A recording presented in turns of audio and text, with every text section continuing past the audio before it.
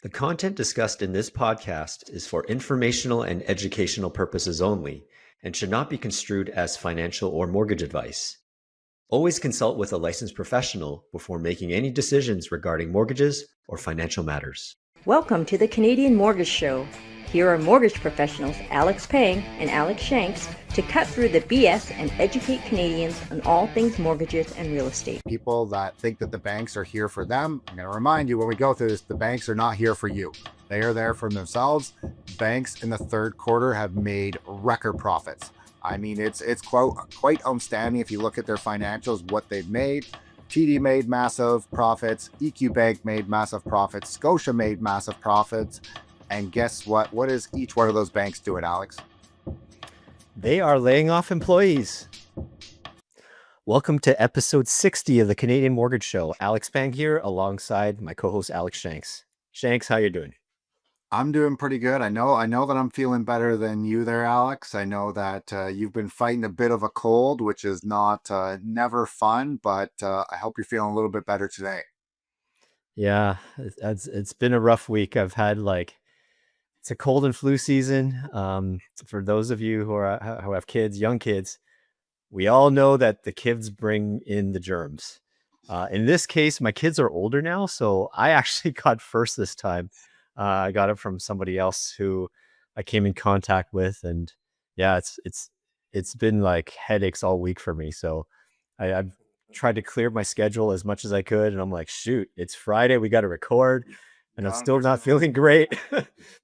But the show must go on. So I was telling Alex before recording, these are not the days where Michael Jordan's sick and he drops 60 points. I'm like, no, we're just going to get through this. Yeah, exactly. Well, I'll help you lead you there, Alex. I know that we have a lot, and there's even just more information that's even coming in today, and we're gonna try and talk about everything, just to keep everyone updated what's really going on. And the first one, we're just gonna talk a little about of the Canadian economy, how that's gonna affect potential rate cuts. And this is where the Canadian economy added 60,000 jobs in September, while unemployment stayed flat at 7.1. So it just stayed the same, which again, this is where we get into it. Does this mean that there's going to be a rate cut, or is there not going to be a rate cut? Obviously, if this was another drop, the same as last month, again, it would just put more pressure for it to be a cut. If there was another, if the unemployment raised again there, Alex, I would have been like, hey, we're cutting for sure. Yeah.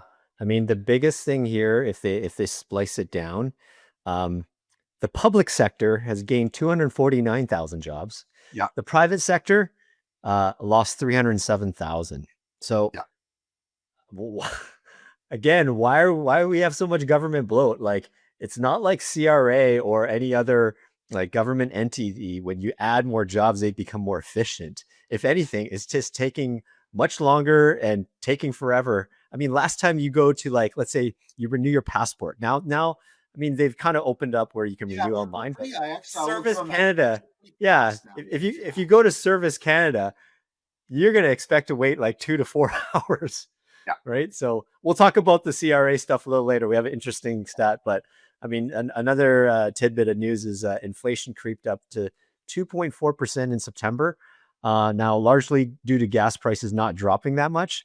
There were some fires in California that restricted supply, which, propped up gas prices here. There's been a rise in grocery prices. Now, up until right now, the odds of a rate cut on October 29th, it went down from 77% to 69%. But Alex, what's your take?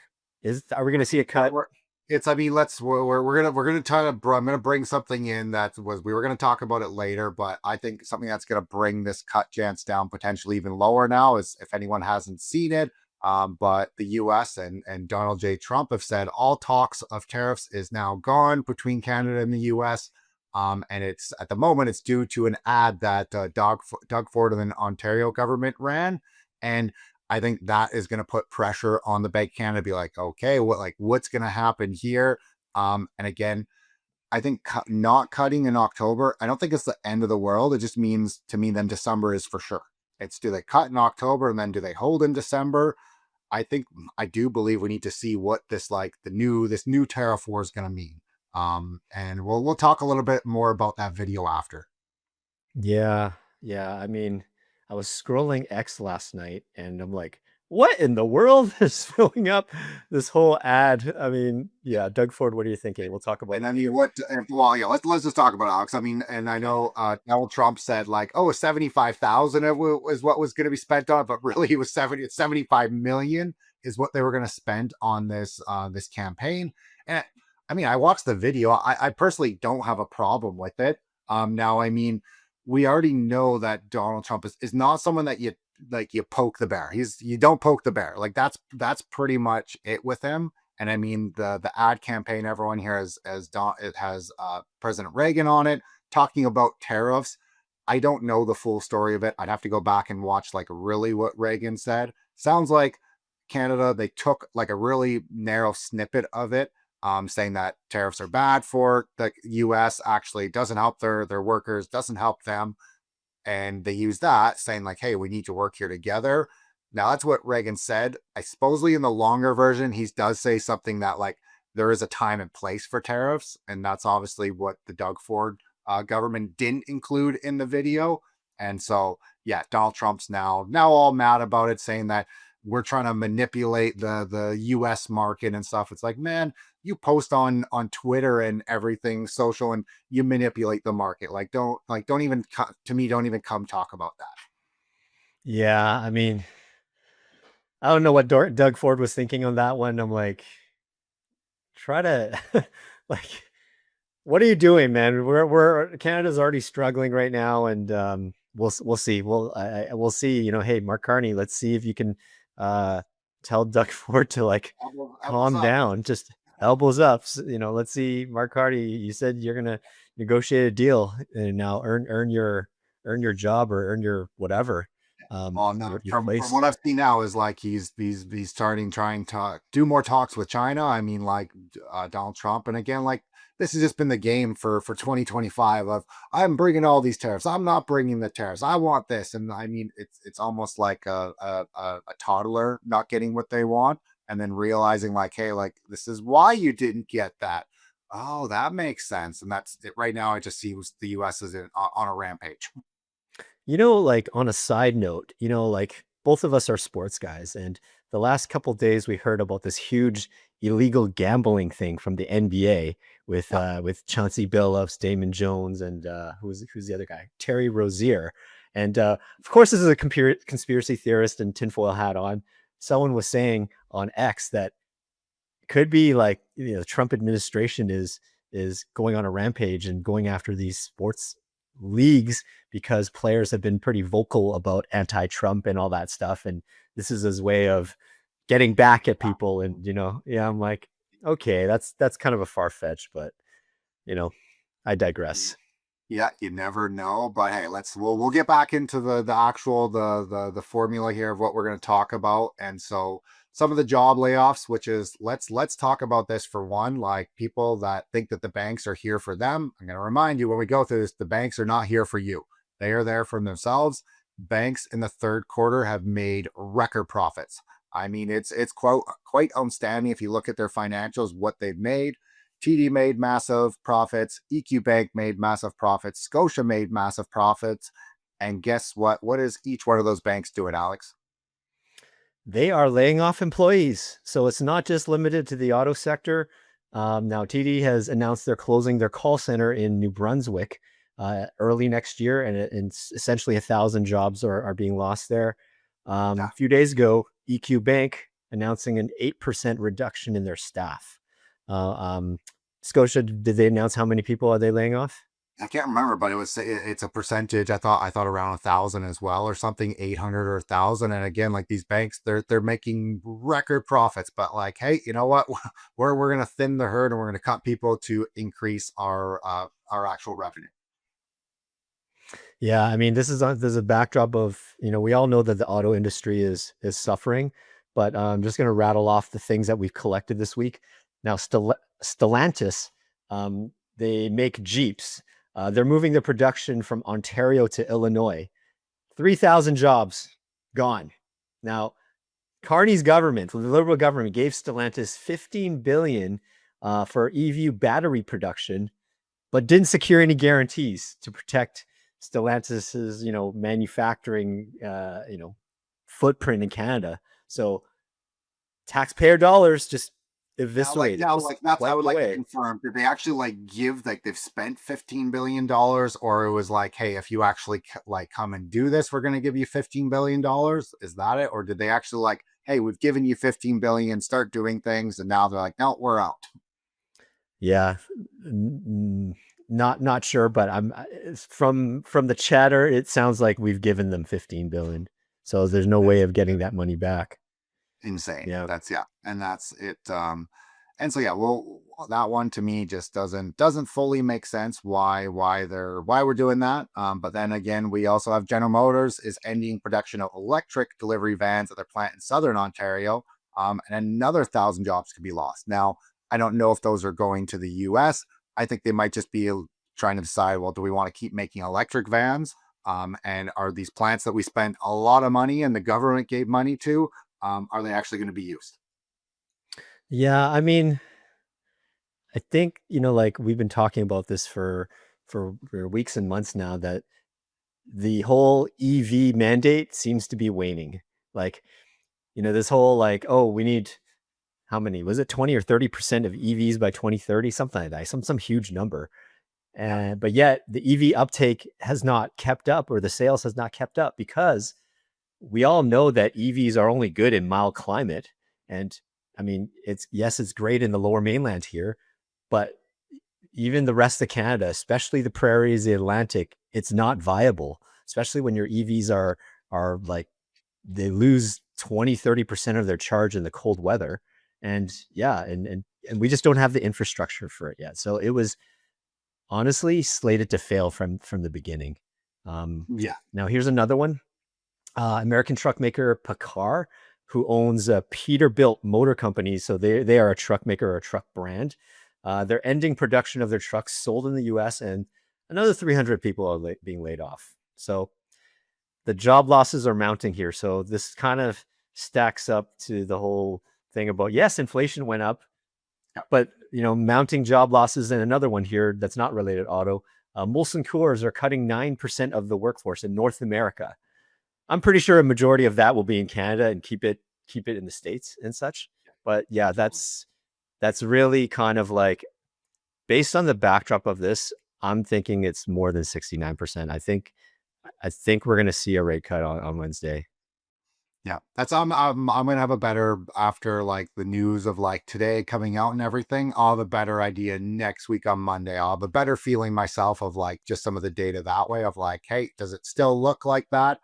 Or if just like the bond markets reacted as soon as like the news came out from Trump that the trade arc's going, like they jumped. They didn't jump crazily or anything, but again, like if we see more stuff on Monday, it just starts to, they're a trailing indicator, and so that's where they've already kind of priced it in. So that's why I was like, oh, it can make sense. They're going lower, or now if they start jumping up, it's like, ooh, is this going to mean a cut? Yeah, absolutely. Now we're kind of forecasting ahead here to 2026.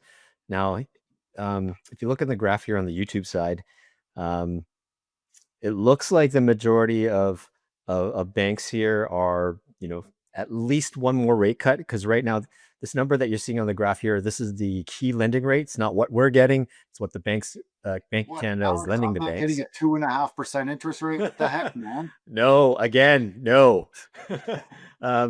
So yeah, other than BMO, I think most of the big banks are seeing one more rate cut. So we're currently at the key lending rate at 2.5%. So they're kind of forecasting another 0.5%, not 0.5%, but 1/4% until maybe the second half of next year in 2026, where rates will start creeping up again. So, let's extrapolate this out a bit. If rates were to go up again, that's usually a sign that the economy is recovering, right?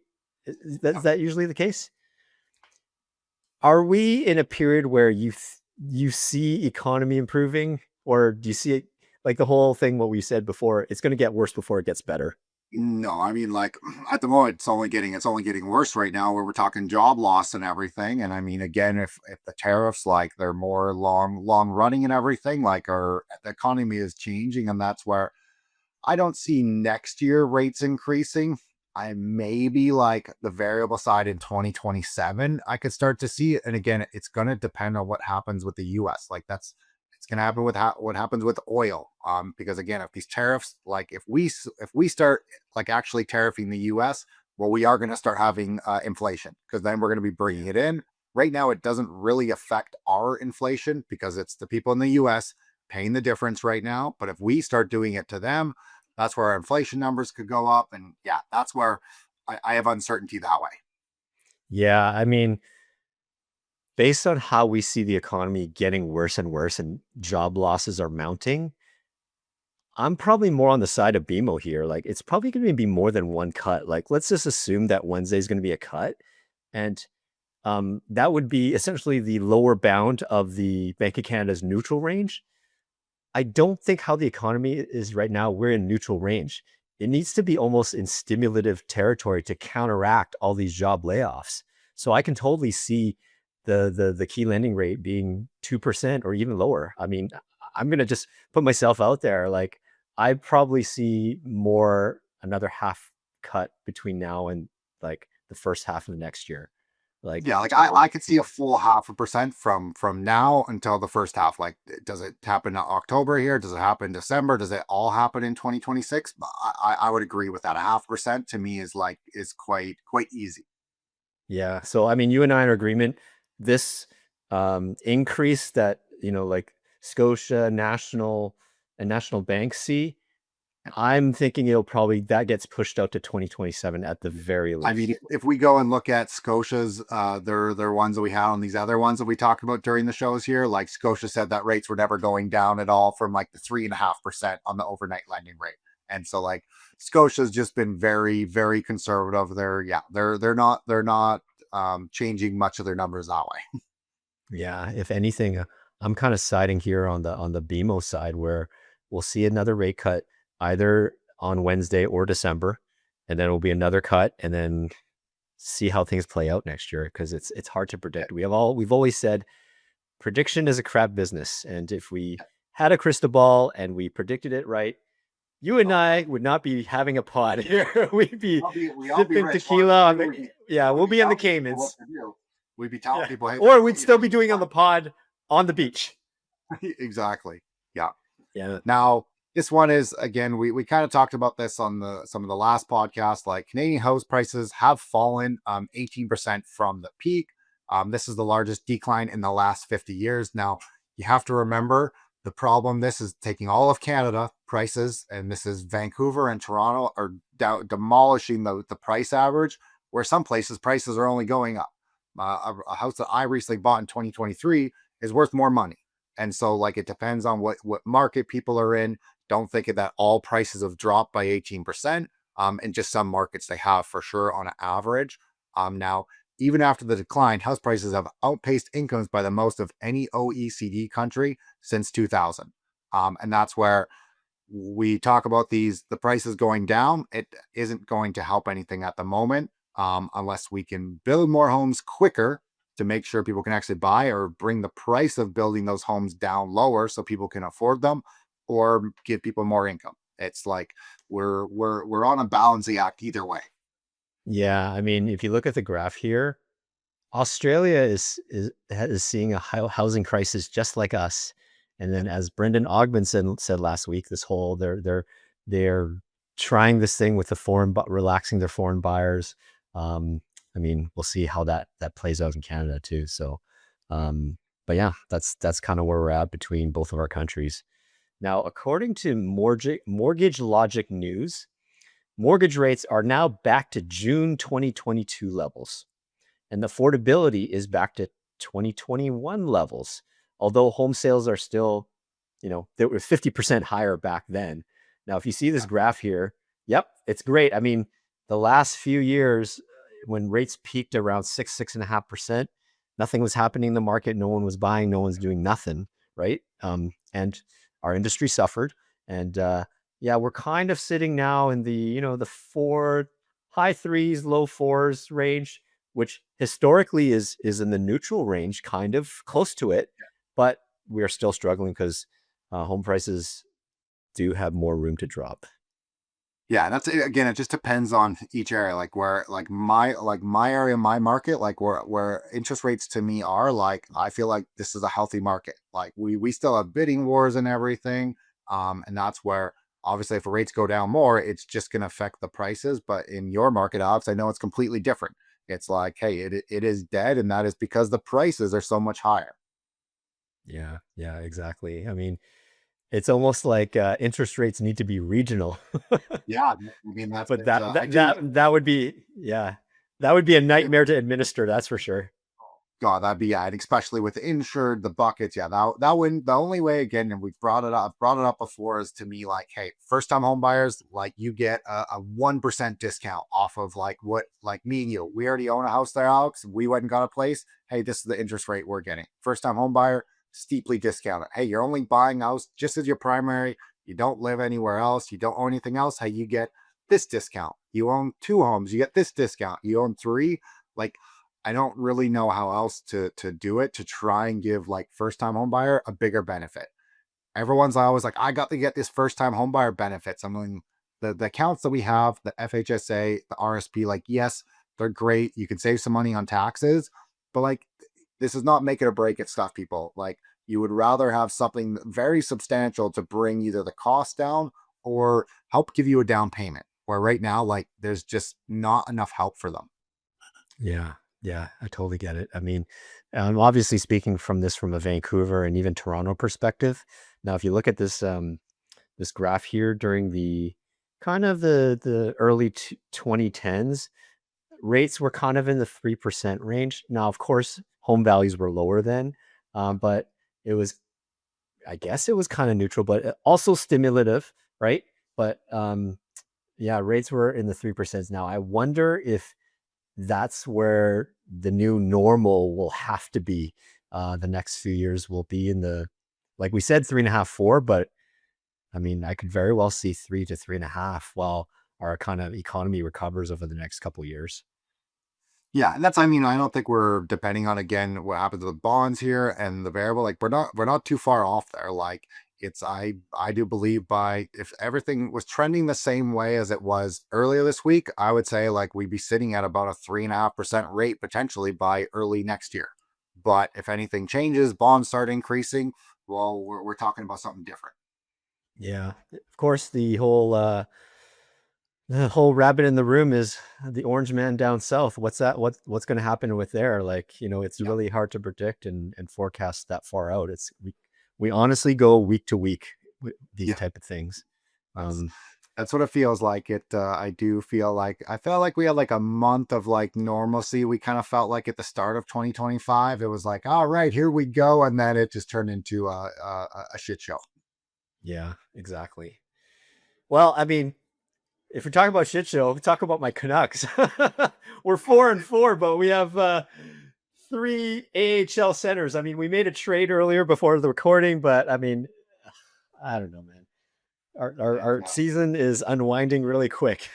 yeah. That's. I mean, I haven't watched too much of the Leafs at the moment. I do know that from the chatters that I know Matthews is not doing great right now, which is everyone's like, has he lost his touch? Is he really injured? And so it's Because Marner's going. That's why. yeah. I mean I don't say that. I wouldn't say he's not taking the same amount of shots. So like is his arm like did he really hurt his arm last year? Like that's I'm trying to figure out that way. But either way, I'm more in full football season. I haven't even really watched too many games of that. It's I definitely realized I have too many fantasy teams. I got to scale back on those. And it's just life, kids, and work, and yeah, there's not. I obviously I could choose to go watch a hockey game or a football game, but I'm choosing to go do something with my family instead. Where when the kids were younger, I might be like, oh, I'm going to sit and watch a bunch of football games. Where now I'm like, all right, let's go for a bike ride. Folks, that was your ballot for Dad of the Year from Alex Shanks. I'm All doing right. this for my family. Awesome. Yeah. So we move on here. Edmonton and Calgary accounts for the most missing middle starts. Now, Alex, do you want to, recap what a missing middle is? Yeah, I mean, this is more talking about like multifamily, like for homes and stuff. This is the missing middle can be it's ranges. It's not like apartment buildings. It's in between that. It's not like a single home. It's not a condo. It's not a duplex, but it's building like places that are maybe a 5 or 6 unit townhomes that are bunched together. Maybe three townhomes, another three townhomes. And this is where we've definitely like we do a lot of commercial stuff and have helped with the CMHC financing for these type of things. And like, yeah, I mean, if you look at the chart here, the purple and orange are Edmonton and Calgary. And I mean, they're just destroying like it was pretty much up to 2020. Everything was kind of like similar in some cases. But then it's gone gangbusters. You can really see that like Toronto and Vancouver are like just nothing. And the big issue of this is it's the land development. The cost of land in these areas are too expensive. And so the type of homes here just don't make sense.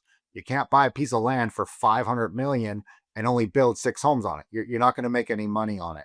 And so in these other markets, people can buy these things, build like 6 townhomes, have a main level, build a suite and everything.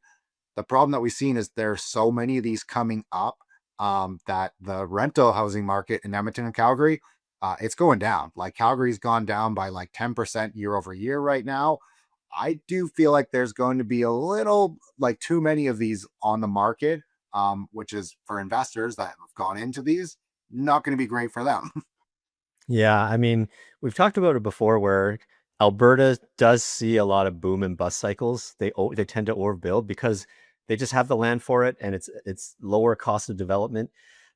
Missing middle, folks, is kind of like probably 2 to 3 bedroom, 1,000 to, I don't know, 1,300 square feet starter homes that you can, start a young family can start off with.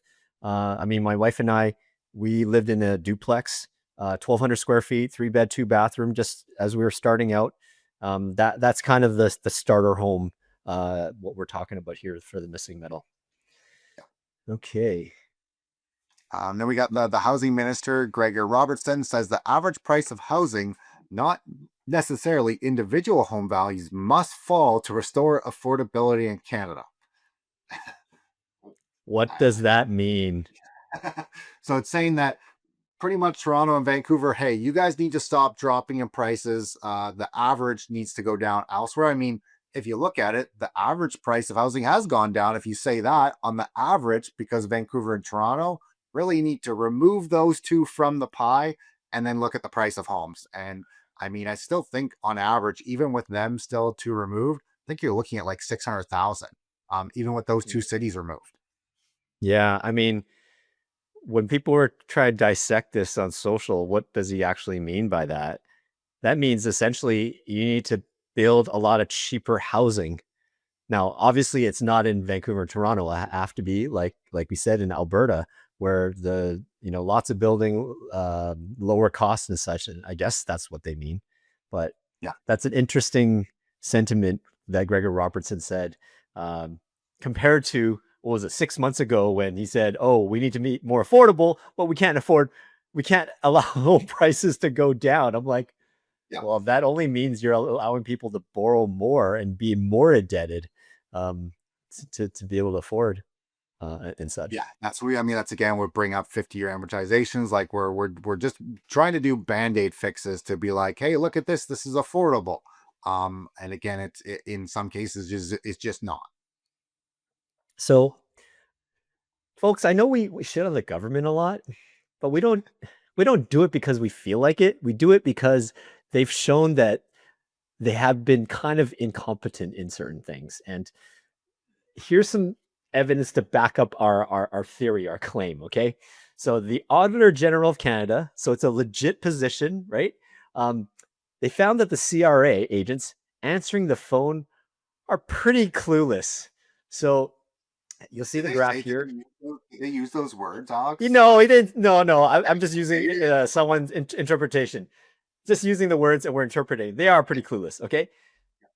Accuracy on individual tax inquiry. Their accuracy, 17%. Yeah, that's no bueno. Yeah, and then the accuracy on business tax inquiries, 54%. I mean, 54% is better than 17, but I mean, that's 54% come is, on. Still yeah, not it's, great, but at least yeah, you're fountain more yeah, than 50. yeah. If we're going school, you got a D or you barely passed there. So at the same time, us Canadians, we're getting penalized for getting the wrong advice. You know, how many times um, did we call, like one of us call CRA and we get a different answer every single time, Yeah. right? Because they're they're bringing in new employees. They're not rehiring old ones that they laid off. But um, this is a starking like stat. Well, Like, I mean, oh especially there's my so many goodness. people, especially when we talk about like the COVID benefits and everything. Some people I fully believe took advantage of that stuff, but there's some that people like took it and like they probably called and said, "Hey, am I allowed to do this? This is what's going on with my job." And now they're now getting told that you have to repay this stuff. When they did everything legitimate, and the people that probably shouldn't have done it, they're just kind of walking away and not don't have to worry about anything. Yeah, I mean, they're spending more money hiring more staff as CRA rather than like bringing on staff and doing it quickly and poorly. Take the time, train your staff properly so that they're up to speed, so that they have proper, so you're giving accurate information. Um, Yeah. it seems like everything is so rushed, band-aid for everything, like slapping a short-term thing just because they've been getting a lot of flack about the response times and no one actually end up picking up the phone. Yes, thank you for hiring more people. But the people need to give the right answers. Yeah, and that's I mean that's where again like where's the repercussion of that, like, and I mean it's hard. Is it on the individual that's doing it? Is it on the training? Is it on the entire thing? Like that's the hardest thing. I don't want to say that those people were probably trying to help the person in some cases, but maybe they were being rushed and saying, hey, you got to answer 100 phone calls today no matter what. And that's the problem. Yeah, if the training is poor, then it's got to get better. Oh, okay, you want to get the next one? Yeah, this one now. This one we're gonna kind of talk about like the Canadian employment by industry. Now, 1985 to 2025, the shifts from goods to services really clear. You're gonna be able to see this in the chart, but the big one here is wholesale and retail trade remains the largest sector. Healthcare, social assistant is rising fast, set to overtake retail as the largest employer. That to me makes kind of sense in a sense that way. Professional services are booming in a knowledge economy, but AI automation is coming. Manufacturing, the largest employer in 1985, is down to 8.79, but could and should revive as robotics advance. Also, maybe with tariffs, hopefully we can do our own stuff, stop sending it away. Agriculture sits at 1.1, reflecting both efficiency gains and structural shifts. I mean, I feel like we need to spend more time and money on our farmers in Canada as well, actually giving them support. Because again, I think we have more stuff to give that way. And we need a manufacturing base that drives, not just consumes and innovates. And that's like, that is the really biggest thing here. You can see like wholesale trade is at 16% in 1985. September 2005 was 15.9. It's now at 14.2. So like it's been going down. Where healthcare and social system, it has only been going up since 1985. The professional services going up, manufacturing just been on a downward trend. Construction, I'm surprised construction, like I would have thought it actually would have been higher in 1985 than it was then, but I guess it's more talking about like the high rises and everything. So I guess that kind of makes sense. Um, yeah, they're all to me. It's not like whoa, I didn't expect that. Those were all to me jobs that make the most sense. Yeah, I mean, what this chart tells me is that healthcare and social assistance rising is kind of a function of an aging population.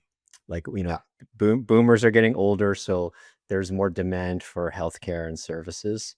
Um, Manufacturing going down. I mean, we know, like we just talked about, the auto manufacturing is being killed right now. So that's being kind of a function, and things are being taken south. Things are being outsourced abroad to China or wherever, and um, we really need to take advantage of our resources. We're sitting on a gold mine, but our governments are just getting in the way of each other, and they're, too much red tape and too many chefs in the kitchen wanting different things. Yeah, and So, it's oh yeah, you go ahead, Alex. yeah, so I mean, we kind of move on here. Um, an industry news item here: two GTA mortgage agents were fined 230,000 for enabling fraud, fake income documents, falsifying IDs, and $620,000 of investor loss on a gas station loan. So they admitted kickbacks, concealing evidence, and they still did not face any jail time, and they just walked with settlements, and they just faced fines and suspended licenses and all that stuff. So, and we've talked about it before. I think government doesn't care about white collar crime in Canada. Like, there hasn't been, jail time at all. Like, if this was in the Now, the only States, thing that I they would would have say faced from this jail is time. like it does seem like, at least like, I feel like there's just more news out there of like what's going on, like wrong in our industry. Like, hey, everyone, there's bad people in this industry. That's the same as every industry out there. Like, you want to make sure that you are working with someone that you can trust. But it's good to see that like stuff's happening. But yeah, like I how much money did they actually make? Like, let's say they fined 230,000, but hey, they made $2 million. Nothing. It's like, okay, like they're laughing at that. Yeah, it's just yeah, I know this was posted in our industry forum, and yeah, there's a quite the backlash. Like, why do we not have any like teeth? Like, the RCMP or the police or whatever doesn't go after them, Yep. other than the associations. Which associations, they don't have the jurisdiction to do any like criminal stuff. It's just No, suspending licenses and issuing fines. So no, exactly. Now we're gonna get into some international stuff here. Now this is where more than talking about stuff, just giving information that we see for economies. Now Poland just became the first EU nation to sign into law that parents raising two or more kids will pay zero income tax in order to fight the decline in birth rates. And I mean, I think that is, for one, let's talk about, if we didn't want to bring immigration in, well, hey, how are we going to keep producing more? Because we know that our birth rate has just been downhill, and that's why we've been relying on immigration. Again, we talked about this even last week. Like, to get something, you do have to give something. Like, no one is just going to give something away for free.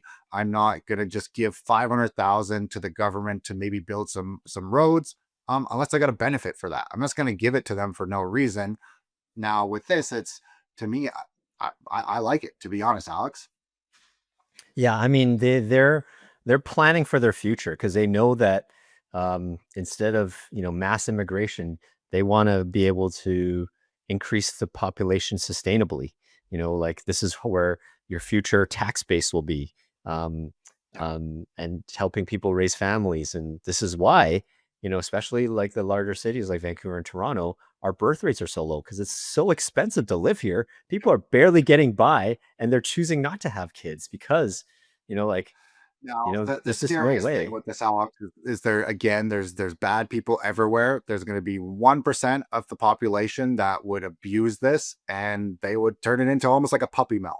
And that is just the hardest and scary thing. Is obviously we don't want kids being brought into this world for parents that actually aren't going to take care of them, and are they just going to use them to try and save money?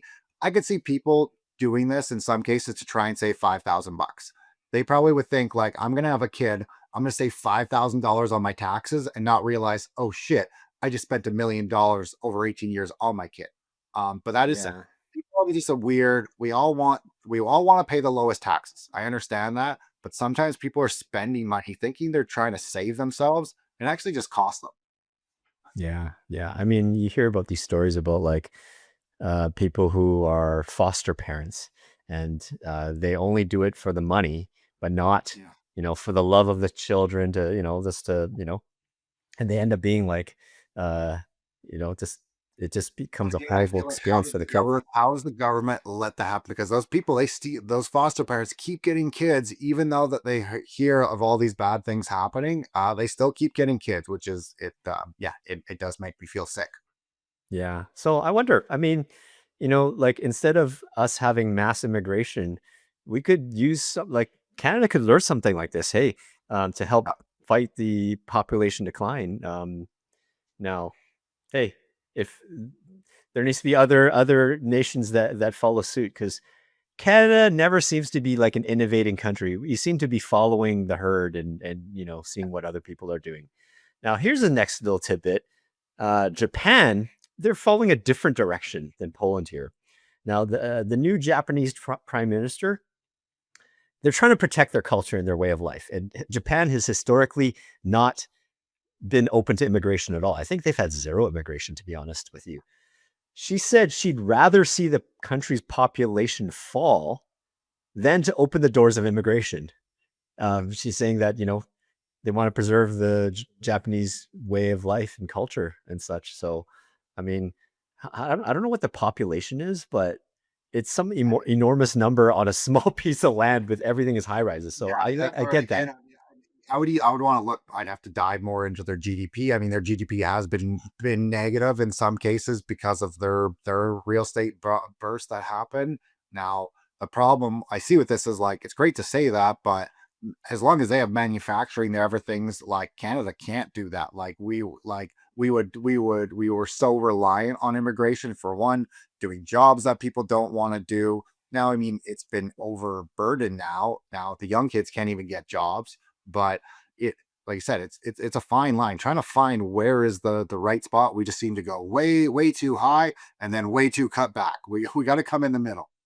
Yeah, exactly. I mean, some even were saying like, hey, should Canada do something like this? Well, I mean, even though Japan's GDP may be negative, they're more productive in terms of like things like innovation and stuff. Like, you have all these like, cars and, like great cars like Toyota and Honda and everything like, and all that stuff. Whereas Canada, we are productive.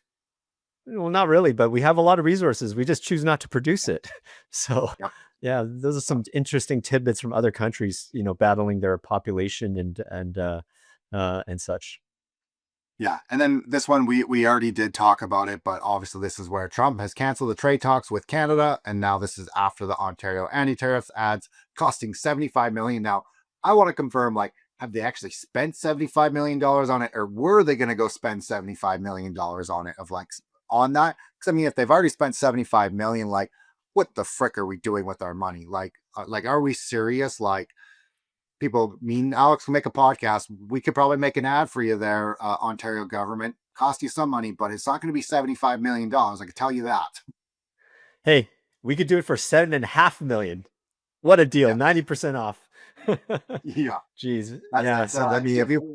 Did you ever watch the War Dogs, like that movie, like the guys that buy like the guns and ammunition and stuff? No. You haven't watched it, it's a good one, but like, I mean, back in the day, and I don't fully know how it works, but in the US, like you can get contracts to get guns, like they have all this stuff, and there's these two young guys that they kind of dabble in selling guns, and they started buying up these contracts from the US, like bidding on them, and they got this massive one, and they bid it, I think like 100 million or something. And the government gave it to them, and they're like, oh, like this is so awesome. Like, yeah, we can't believe you guys did it for this price. And they're like, what do you mean? It's like, well, the next person was at 700 million and you guys gave it to us for 100 million. But at the same time, they're thinking 100 million. We bid it up just to some outlandish number, and we got it. Yeah, exactly. That's where again, there's people, you can make money even without charging outrageous prices. Yeah, exactly. Now we're shifting gears here to something local here in BC. We've talked about it in the past. We talked about it last week with Brendan about the Cowichan First Nations land claim. Now, over the weekend, this came out on social. City of Richmond issued notices to homeowners who are affected by this land claim about their property rights being in jeopardy following the land claim. And I'm just going to read real quickly here. Please take note that recent BC Supreme Court decision made very important decisions negatively affecting the title of the property. There's a map that shows the affected areas, and they are having a info session. The day this pod is released on the Tuesday here at Richmond City Hall. So for those of you affected there, like, my goodness, like, I've also been hearing on the chatter here that a lot of companies are staying away from BC of Yeah. investing because of this First Nations land claim. You cannot buy land or whatever, or even open up shop here if this underlying issue is at play. Like, um, like for you and I, we own property here, and it undermines us owning properties. Like, shoot, is this all of a sudden going to become leasehold, and what's that going to do? Like, is this Yeah, land not and let ours me know. anymore? Like my properties have easements. Like mine has an easement from at that time it was the Queen of England that she could run her train through my property. And it's like, hey, I knew that. I'm like, hey, that's never gonna happen. But at least I didn't know about it buying my property. It was part of like when I reviewed my title, I knew what was on here and everything. Where this is like someone just bought this land thinking that it's theirs, and it's like, no, you may not own anything of it. Yeah, and just because, like, oh, maybe 150 years ago, a First Nations went fishing here or they owned it. I'm like, really? Like, our government needs to, like, fight this, because this is not going away. We're going to keep talking about this as this goes along. This is not one of those things that will resolve itself overnight. Yeah. This might take years. Totally. And that's, I mean, yeah, it's going to take time. And again, I want the First Nations to get what they are deserved and the support that there's needed. But again, like I've seen in certain things, there's stuff that they never did in the past, never used, but there is money in it. And hey, they obviously they want a part of that pie. And that's the problem I have with it is when it's going after things that, hey, this was gooey ducks. They're 60 feet in the water. You never dove for that. I'm sorry, like you weren't able to breathe back in the day without a tank. Like that was something that wasn't part of it. And that's where they just seem to go where the money is. And that is my fear with this. But there's a lot of people like First Nations that really do need help. But again, there's bad ones out there, and that's the problem here. Yeah, yeah. So as these news comes out, we're gonna talk about it more, and we'll discuss this more and how this affects us. So it's about good time to wrap up. Alex, what's going on for you this coming week here? Not too much. Our youngest actually had a minor surgery there yesterday. He's perfectly fine. Everything's good with him, but it's we're just gonna kind of take it easy here this weekend and kind of hang out. And I mean, earlier this morning it was like a hurricane torrential downpour, and now it's sunny. So it hopefully maybe enjoy a little bit of outside weather. What about Yeah. yourself? Well, I'm hoping to finally get out of this cold flu. But yeah, the forecast here in the lower mainland is like rain for the next 2 weeks. And they call it atmospheric river. Folks, it's just a lot of rain. I don't know why these fancy names here. Yeah, it might be that's when the atmosphere. Well, they came up with that name after when Abbotsford flooded, did they not? That's when that atmospheric river, like when that started coming into like an actual meaning. When Yeah. Abbotsford flooded there. Yeah, yeah. So I mean, this is just part of the season here, and personally, like, we're kind of flipping between our fall blanket or winter blankets. Like, oh shoot, it's getting cold. No, the winter blanket's too hot. So my wife's like crapping on me. She's like, "You're Katy Perry. You're like hot and cold Yeah, all that time." no, So uh, yeah. yeah, folks, I made it through. I played hurt, but I made it through this episode. Thanks for tuning in. If you like this episode, please uh, like, share, subscribe, and do share it with a family or friend, because we always want to grow our community. With that, on behalf of Alex Shanks, I'm Alex Pang. Thanks for tuning in to episode 60 of the Canadian Mortgage Show. We'll see you next time. Now, if you enjoyed this episode, make sure to like and subscribe. If you're listening on Spotify or Apple, make sure to follow us. Please give us a 5-star rating. You can even send us an email because we want to know what you guys want to hear about. That's what we're here for. Reach out anytime.